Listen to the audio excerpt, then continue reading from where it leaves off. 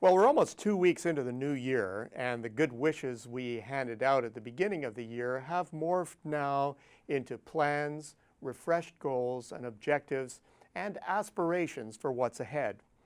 There's always something nice about starting with that fresh, blank sheet of paper. In the past couple of years, Canadian exporters have had good cause for optimism in the early going. Is it the same for 2017? Well, in terms of immediate growth opportunities, data suggest a loud yes. Key drivers of our top customers' economy are nothing if not impressive. America's job market remains hot. December payrolls posted an impressive gain. The unemployment rate is about as low as it ever gets. Wages are surging. And as a result, U.S. consumers are happier than they've been in any point in the post-recession period.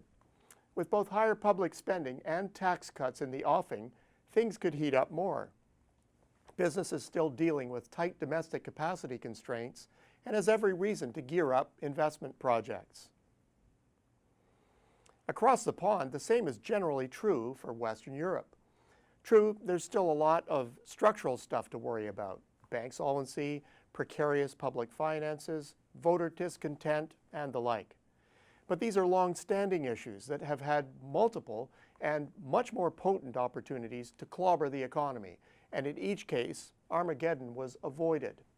Even Brexit, an existential threat to today's European economic structure, has failed to zap the zone against certain high-profile predictions.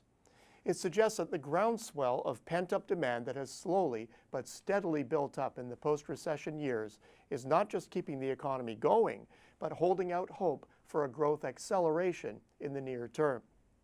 There's also good grist for optimism in Canada's export data.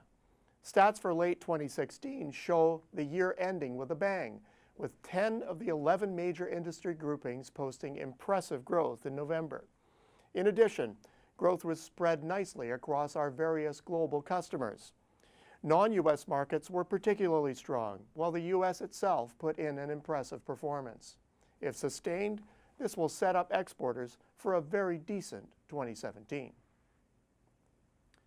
Well, it sounds like that blank sheet is already pretty full in the very best sense. Not so fast. The part of the sheet that's still pretty clean is more than a little concerning.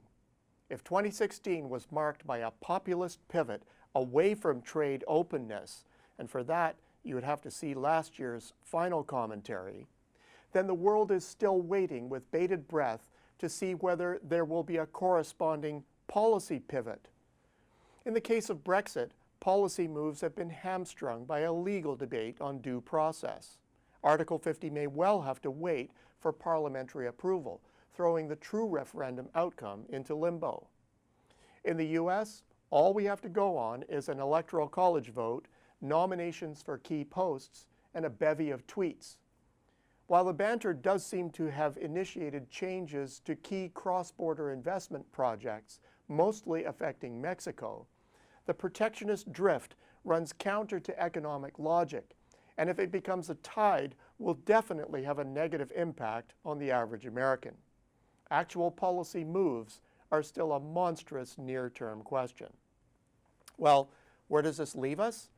Businesses everywhere are in a state of limbo. Without clear policy directives, commitments to large investments become problematic.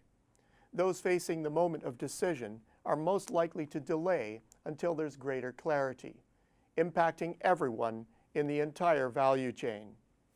Others are being more decisive, walking away from key projects in anticipation of coming policy directives.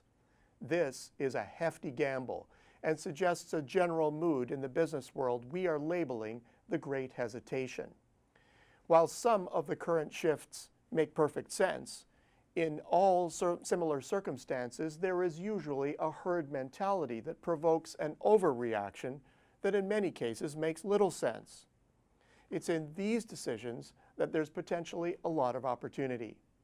Given the latent strengths of the world's engine economies, businesses engaged in searching out the gems from which others are fleeing may well latch on to this cycle's best opportunities.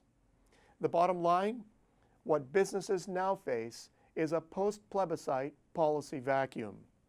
Given extant structural fragility, current policymakers need quick wins to ensure that the fickle and divided masses stay with them.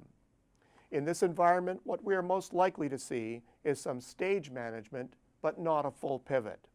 If so, there is opportunity in others' project ash heaps. Until next week, I'm Peter Hall.